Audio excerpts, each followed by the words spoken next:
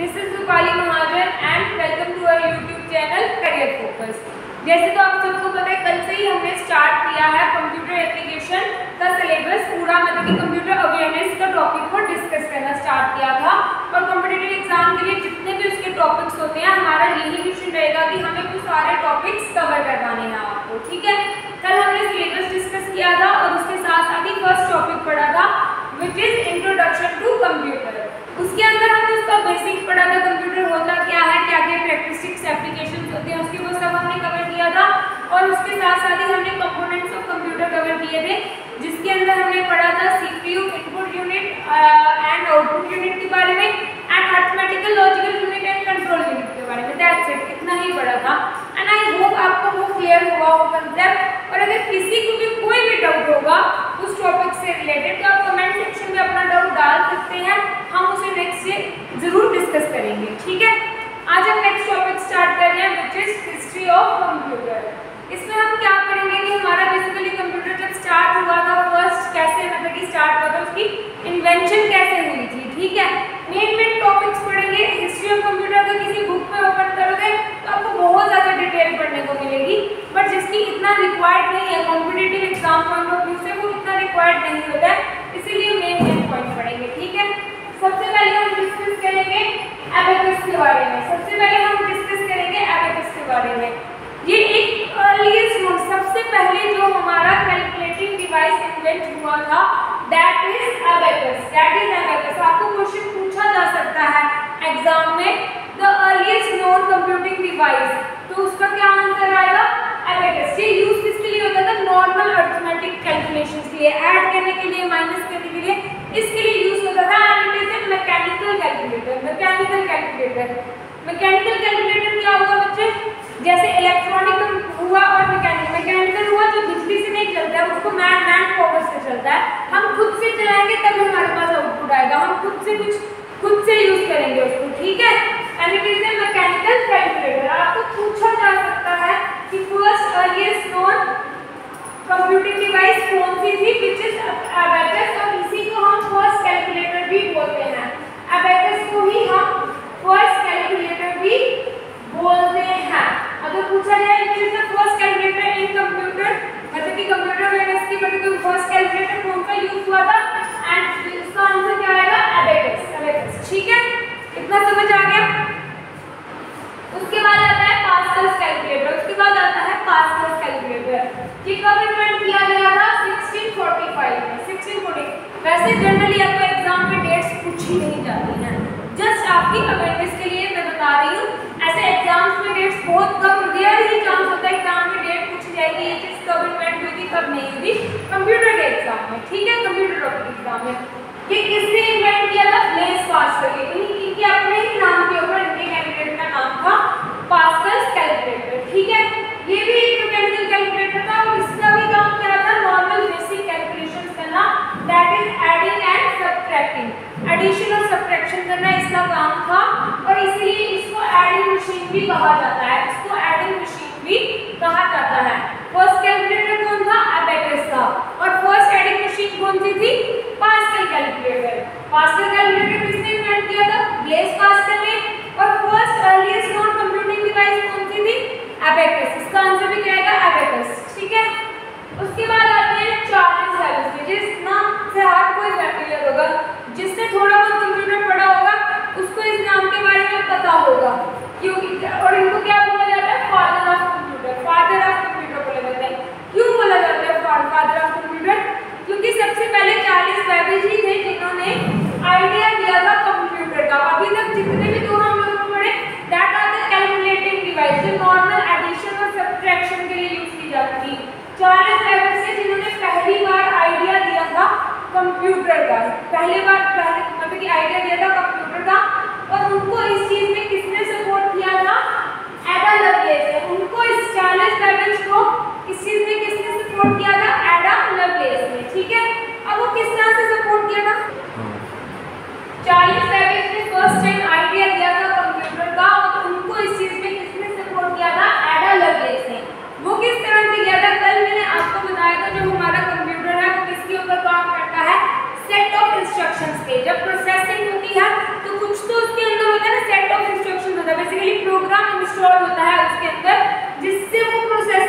करता है, जिसकी वजह से वो प्रोसेसिंग करता है, ठीक है। और वो जो सारा प्रोग्राम, अब कोई भी प्रोग्राम बनाना हो उसके पीछे एक एल्गोरिदम होता है। कोई भी प्रोग्राम हमें कंप्यूटर में बनाना हो तो उसके पीछे कोई ना कोई एल्गोरिदम होता है। तो जो फर्स्ट आइडिया दिया था 40 लेवल के कंप्यूटर का, उसका एल्गोरिदम फर्स्ट टाइम किसने क्रिएट किया था? उस कंप्यूटर का एल्गोरिदम किसने क्रिएट किया था? एडा लवलेस ने। उस कंप्यूटर का एल्गोरिदम किसने किया? बेसिकली जो सेट ऑफ इंस्ट्रक्शंस थी उसकी, वो किसने क्रिएट की थी? एडा लवलेस ने, ठीक है। उसकी प्रोग्रामिंग किसने की थी? एडा लवलेस ने। इसीलिए इनको क्या बोला जाता है? फर्स्ट एल्गोरिदम क्रिएटर भी बोला जाता है और फर्स्ट प्रोग्रामर भी बोला जाता है। फर्स्ट प्रोग्राम का ही एल्गोरिदम क्रिएट होता है, तो इसीलिए उनको फर्स्ट एल्गोरिदम क्रिएटर भी बोला जाता है और फर्स्ट प्रोग्रामर भी किया जाता है। वही थे जिन्होंने फर्स्ट टाइम प्रोग्रामिंग की थी, ठीक है। और किस कंप्यूटर में की थी? जिसका आइडिया चार्ल्स बैबेज ने दिया था, ठीक है। उसके बाद चार्ल्स बैबेज ने दो कंप्यूटिंग डिवाइसेस इन्वेंट की थी, which is difference engine and analytical engine.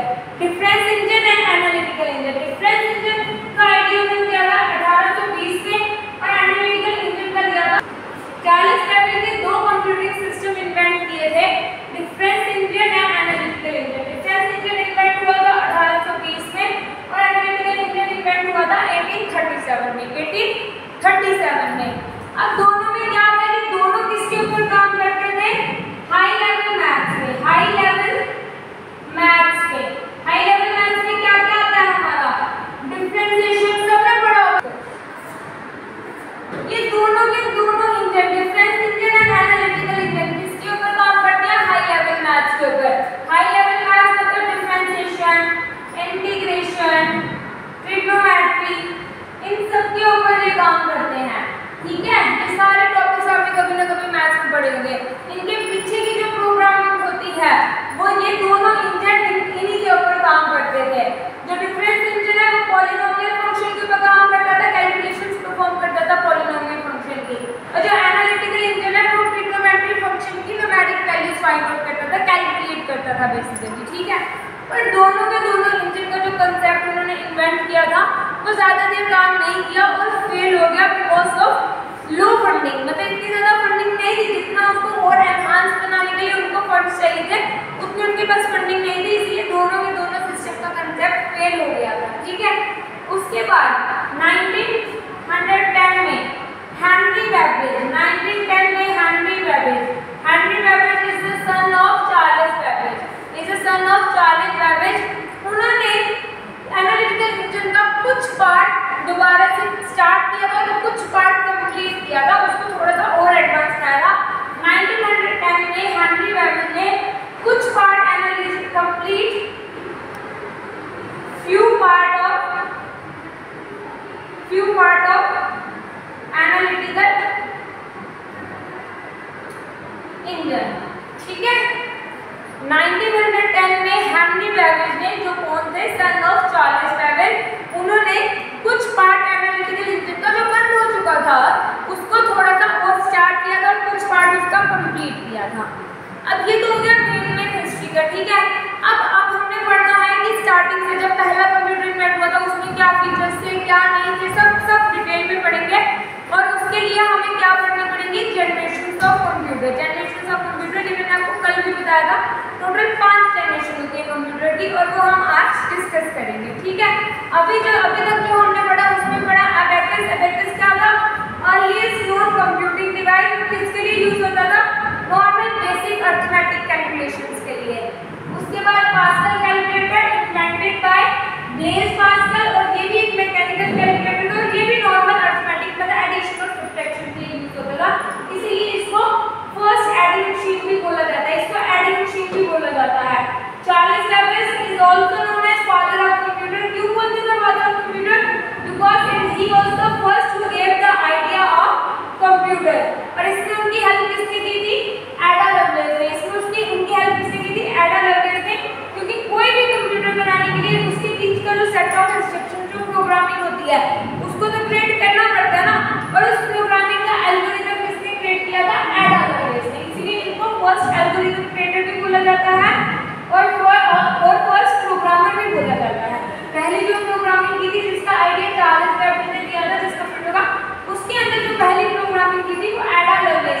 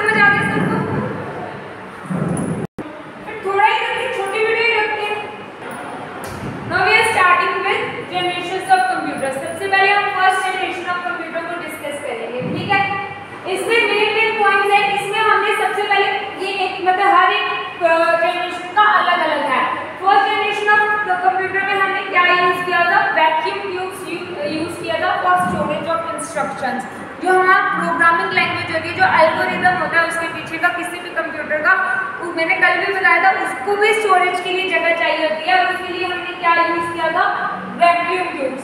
और ऐसे नॉर्मली स्टोरेज के लिए हमने यूज़ किए थे मैग्नेटिक ड्रम्स। अब इसके कुछ फीचर्स हैं कि बहुत बड़े बड़े कंप्यूटर्स होते थे, मतलब इतने बड़े जैसे रूम के जितने, मतलब बड़े बड़े कंप्यूटर्स होते थे, तो ऑब्वियसली हम उसको कमर्शियल यूज़ के लिए तो यूज़ नहीं कर सकते इतने बड़े बड़े कंप्यूटर्स को। इनका साइज बहुत बड़ा बड़ा होता था और इसलिए नॉट फॉर कमर्शियल यूज़। क्यों कमर्शियल यूज़ के लिए नहीं होते थे? क्योंकि इनका साइज बहुत ज़्यादा बड़ा होता था, और साइज जितना ज़्यादा बड़ा होता था उतनी ही ज़्यादा इलेक्ट्रिसिटी चाहिए होती थी, उतनी ही ज़्यादा हीट एमिट करता था वो, कि सारे फीचर्स आपस में रिलेटेड है। कंप्यूटर सारा word highly electronic. Highly electronic मतलब इससे पहले हमने जितने भी डिस्कस किए थे वो कौन से किए थे? Mechanical computer. मैकेनिकल कंप्यूटर मतलब जो मैन पावर से चलते हो, और इलेक्ट्रॉनिक कंप्यूटर मतलब जो इलेक्ट्रिसिटी, मतलब कि ठीक है बिजली से चलेंगे, दैट आर, और ये जितने भी फर्स्ट जनरेशन में कंप्यूटर थे they are electronic. Accuracy rate कम था, एक्सपेंसिव बहुत ज़्यादा थे, बहुत ज़्यादा हीट एमिट करते थे और बहुत ज़्यादा महंगे थे, कमर्शियल यूज़ के लिए नहीं यूज़ होते थे बिकॉज ऑफ देयर साइज। ठीक है, ये तो सारे इनके फीचर्स हैं, हर एक के इसी से रिलेटेड आगे बाकी जनरेशन के फीचर्स भी आएंगे।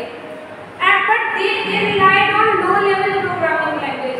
लो लेवल प्रोग्रामिंग लैंग्वेज क्या होगा? जैसे हमारे ह्यूमंस की लैंग्वेज होती है जो हमें अंडरस्टैंडेबल होती है, किसी को इंग्लिश समझ आती है, हिंदी समझ आती है, डोगरी समझ आती है, पंजाबी समझ आती है, डिफरेंट लैंग्वेजेस होते हैं। ठीक है, पर हमें कंप्यूटर को भी तो कुछ लैंग्वेज समझ आती होगी। कल भी मैंने बोला था, हम जब इनपुट डालते हैं वो अपनी लैंग्वेज में डालते हैं, but input unit convert it into computer understandable form. तो ये किसके ऊपर रिलाई करता है? लो पावर प्रोग्रामिंग लैंग्वेज पे, लो लेवल प्रोग्रामिंग लैंग्वेज पे। Low level programming language means machine language, और जो किसके ऊपर काम करती है? 0 से 1। 0 से 1 मतलब बाइनरी लैंग्वेज के ऊपर काम करती है। ठीक है, सिर्फ 0 और 1 समझ आता है, वो भी हम नंबर सिस्टम में कंसेप्ट पढ़ेंगे कैसे समझ आता है। ठीक है, इतना समझ आ गया? फर्स्ट जनरेशन के क्या क्या फीचर्स हैं? वैक्यूम ट्यूब्स यूज करते हैं, मैग्नेटिक ड्रम्स यूज करते हैं, बहुत महंगे थे, साइज बहुत बड़ा था, बहुत ज़्यादा इलेक्ट्रिसिटी यूज करते थे, हीट भी बहुत ज़्यादा एमिट होती थी, और किसके ऊपर रिलाई करता था? लो लेवल प्रोग्रामिंग लैंग्वेज पे। ये सारे फीचर्स इंपॉर्टेंट नहीं होते, इसमें इंपॉर्टेंट क्या है? वैक्यूम ट्यूब, मैग्नेटिक ड्रम्स और इलेक्ट्रॉनिक थे, और लो लेवल प्रोग्रामिंग लैंग्वेज पे करते थे, क्योंकि ये सारे फीचर्स बाकियों के भी होते हैं। ठीक है, तो मेन क्या है? वैक्यूम ट्यूब यूज करते थे, मैग्नेटिक ड्रम्स यूज करते थे, और low level programming language use करते थे। आपको पूछा जा सकता है कौन सी जनरेशन लो लेवल लैंग्वेज पे काम करती थी, कौन सी जनरेशन में वैक्यूम ट्यूब्स यूज की जाती थी, कौन सी जनरेशन में मैग्नेटिक ड्रम्स यूज किए जाते थे स्टोरेज के लिए। ठीक है, इतना समझ आया सबको? ठीक है, अब इनकी एग्जांपल्स पे आ जाते हैं। फर्स्ट है एनीवेयर, IBM 650, एक्सैक्ट, IBM 701, यूनिवेयर। आपको इन सब की एप्लीकेशंस याद होनी चाहिए। वैसे भी आपका टॉपिक आएगा, एक पूरा प्रॉपर टॉपिक आएगा एप्लीकेशंस, तो साथ में भी अगर हम लिखते जाएंगे तो थोड़ा सा रिमाइंड रहेगा जब हम वो पढ़ेंगे। ठीक है, एनीवेयर की होती है electronic numerical integrated and computer. एक्सैक्ट की होती है electronic delay storage automatic computer, and UNIVAC की होती है universal automatic computer. Universal automatic computer, एक मिनट।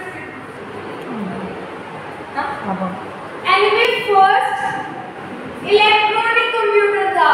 इलेक्ट्रॉनिक कंप्यूटर मतलब जो बिजली से चलते थे। फर्स्ट इलेक्ट्रॉनिक कंप्यूटर कौन सा था? एनीवेयर। आपको पूछा जा सकता है एग्जाम में, पहला इलेक्ट्रॉनिक कंप्यूटर कौन सा था? एनीवेयर, जो 1941 में स्टार्ट हुआ था, कंप्लीट होते थे 1946, मतलब इतना टाइम लग गया था उसको। एक तो ये इम्पोर्टेंट है, इसमें भी बैक इम्पोर्टेंट है, जो 1951 में इस इन्वेंट किया गया था। और ये क्यों इम्पोर्टेंट है? क्योंकि ये अगर आप देखोगे हमने लिखा ये कमर्शियल यूज के लिए नहीं यूज होते थे, पर यूनिवेयर फर्स्ट जनरेशन का पहला ऐसा कंप्यूटर था जो कमर्शियल यूज के लिए यूज होता था, जो कमर्शियल यूज के लिए यूज कर सकते थे। First commercial use computer. ठीक है, पर अभी भी कोई इसका साइज इतना छोटा नहीं था कि हम अपने घरों में यूज कर पाए नॉर्मली, मतलब कि कहीं पे यूज करें। इसको हम यूज कहाँ करते थे? मिलिट्री सर्विसेज के लिए, साइंटिफिक रिसर्च के लिए ये यूज किया जाता था। साइंटिफिक रिसर्च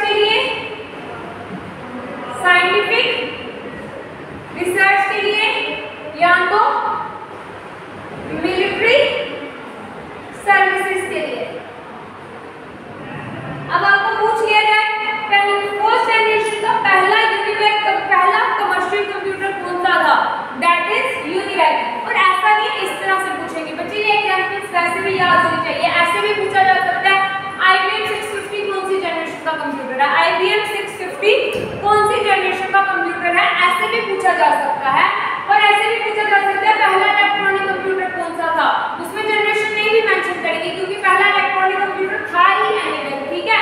पहला कमर्शियल कंप्यूटर कौन सा था, यूनिवैक था, ठीक है। ये आपको इसके एग्जांपल्स याद होनी चाहिए। और क्या याद होना चाहिए, पहली जनरेशन वैक्यूम ट्यूब्स पे काम करती थी, मैग्नेटिक ड्रम्स यूज करती थी। बाकी बड़े बड़े साइज के कंप्यूटर थे, कमर्शियल यूज के लिए नहीं यूज होते थे, बहुत ज्यादा हीट एमिट करते थे, इलेक्ट्रिसिटी बहुत ज्यादा यूज होती थी। ये सबके कॉमन पॉइंट्स है, ये भी आपको पता होने चाहिए वैसे। और एक मेन पॉइंट है, ये किसके ऊपर रिलाई करता है, किसके ऊपर बेस्ड है, low level programming language, that is 0 और 1 वाली लैंग्वेज, 0 और 1 बाइनरी लैंग्वेज, मशीन लैंग्वेज के ऊपर बेस्ड है, ठीक है। ये हम आगे पढ़ेंगे लैंग्वेजेस के बारे में, ठीक है। Okay guys, now we starting with second generation and third generation, ठीक है। फर्स्ट जनरेशन हम पढ़ चुके हैं, अभी मैंने आपको पहले ही जस्ट थोड़ी देर पहले फर्स्ट जनरेशन पढ़ाई, उसमें मैंने आपको क्या बताया, फर्स्ट जनरेशन में क्या यूज किया जाता है, वैक्यूम ट्यूब। अब वैक्यूम ट्यूब की जगह सेकंड जनरेशन में क्या यूज किया जाता है, ट्रांजिस्टर। सेकंड जनरेशन में क्या यूज किया जाता है, ट्रांजिस्टर। और थर्ड जनरेशन में यूज किया जाता है इंटीग्रेटेड सर्किट। फर्स्ट जनरेशन में यूज करते हैं वैक्यूम ट्यूब, सेकंड में ट्रांजिस्टर, थर्ड में इंटीग्रेटेड सर्किट। इंटीग्रेटेड सर्किट क्या होता है, एक सिलिकॉन चिप होती है जिसके ऊपर छोटे छोटे रेजिस्टर्स में सब आपस में कनेक्ट होते हैं, उसको बोलते हैं इंटीग्रेटेड सर्किट्स, ठीक है। जो किसमें यूज होते हैं, थर्ड जनरेशन में। सेकंड जनरेशन में हम यूज करते हैं ट्रांजिस्टर, उसमें मैग्नेटिक ड्रम्स यूज करते थे स्टोरेज के लिए, इसमें मैग्नेटिक कोर यूज किया जाता है स्टोरेज में। फर्स्ट जनरेशन में मैग्नेटिक ड्रम्स यूज करते थे, इसमें मैग्नेटिक कोर यूज किया जाता है। अब एज कम्पेयर टू, ऐसा नहीं है इसका साइज बहुत ज्यादा कोई छोटा था या स्मॉल था, but as compare to first generation size छोटा था। As compare to first generation size छोटा था, इसलिए लिखा गया है स्मॉल इन साइज, इसलिए लिखा गया है स्मॉल इन साइज। उसके बाद बाकी उसके ये सारे कंपैरिजन में है। फर्स्ट जनरेशन के कंपेयर में फास्ट था, ज्यादा रिलायबल था, ज्यादा एफिशिएंट था, स्टिल कॉस्टली, बट रेट अभी भी एक्सपेंसिव ही था, ठीक है। Not still do not use for the commercial use, अभी भी कमर्शियल यूज के लिए नहीं। इससे अभी आप बोलोगे मैम इधर तो साइज स्मॉल था तो फिर कमर्शियल यूज के लिए, मैंने क्या बोला, साइज तो स्मॉल था but as compare to first generation छोटा था, ऐसे नहीं कि कोई बहुत ज्यादा छोटा साइज था, ठीक है। अभी भी कमर्शियल यूज के लिए नहीं यूज किया जाते थे। इलेक्ट्रिसिटी तो अब कम यूज होती थी बट हीट अभी भी उतनी ही ज्यादा एमिट होती थी, जैसे फर्स्ट जनरेशन में इलेक्ट्रिसिटी भी बहुत ज्यादा यूज होती थी और हीट भी बहुत ज्यादा एमिट होती थी, और हीट भी बहुत ज्यादा एमिट होती थी। बट अभी इलेक्ट्रिसिटी तो इसमें कम यूज होती है बट हीट अभी भी बहुत ज्यादा एमिट होती है। और first generation low level programming language में बेस्ड था, और ये किस पे है, हाई लेवल लैंग्वेज में। ये किस पे है, हाई लेवल लैंग्वेज में, which is Fortran and COBOL. ये भी डिस्कस करेंगे हम, लो लेवल लैंग्वेज कौन सी होती है, हाई लेवल लैंग्वेज कौन सी होती है, और इनका क्या क्या रोल होता है, बट आगे के टॉपिक्स में डिस्कस करेंगे, ठीक है। इसकी कुछ एग्जांपल्स है, IBM की सीरीज है, IBM 1620, 1401, 7094 एंड Honeywell 200। इसकी कुछ एग्जांपल्स आपको याद होनी चाहिए, ठीक है, क्योंकि आपको एग्जाम में पूछा जा सकता है Honeywell 200 कौन सी जनरेशन का कंप्यूटर था, तो आपको पता होना चाहिए, ठीक। उसके बाद हम आ जाते हैं थर्ड जनरेशन में। मैंने आपको पहले ही बताया सेकंड जनरेशन में हम यूज करते हैं ट्रांजिस्टर, और थर्ड में यूज करते हैं इंटीग्रेटेड सर्किट। इंटीग्रेटेड सर्किट क्या होती है, एक छोटी सी चिप होती है, सिलिकॉन चिप, जिसके ऊपर छोटे छोटे फ्लिप फ्लॉप रजिस्टर सब आपस में जुड़े हुए होते हैं, ठीक है, उसको बोलते हैं इंटीग्रेटेड सर्किट। अब इस as compare to first and second generation computer, इसकी स्पीड भी ज्यादा थी, स्टोरेज भी ज्यादा थी, साइज भी छोटा था और सस्ता भी था थोड़ा। बट ये कंपैरिजन, किसकी कंपैरिजन में ये बातें लिखी जा रही हैं, as compare to first and second generation computer, उनके कंपेयर में छोटा साइज था और चीपर भी था, मेंटेनेंस भी कम थी, क्योंकि साइज जितना छोटा हो, जितना सस्ता, उसकी मेंटेनेंस उतनी कम होती है। कमर्शियल यूज के लिए भी यूज होता था, इसका मतलब साइज एक्चुअल में छोटा ही था, ठीक है, बट स्टिल जनरेटेड, अभी भी हीट जनरेट होती थी इसमें, ठीक है। ये ज्यादातर किसमें यूज होता था, एयरलाइन रिजर्वेशन सिस्टम, टिकट की बुकिंग करनी होती है जो है, credit card billing, online transactions के लिए, ठीक है, वो है, उसके लिए यूज किया जाता था। इसके एग्जांपल है IBM 360, NCR 395, Honeywell 6000 and IBC 316। ये इसकी कुछ फ्यू एग्जांपल्स हैं, ठीक है। अभी तक हमने 3 जनरेशंस पढ़ी है, फर्स्ट जनरेशन,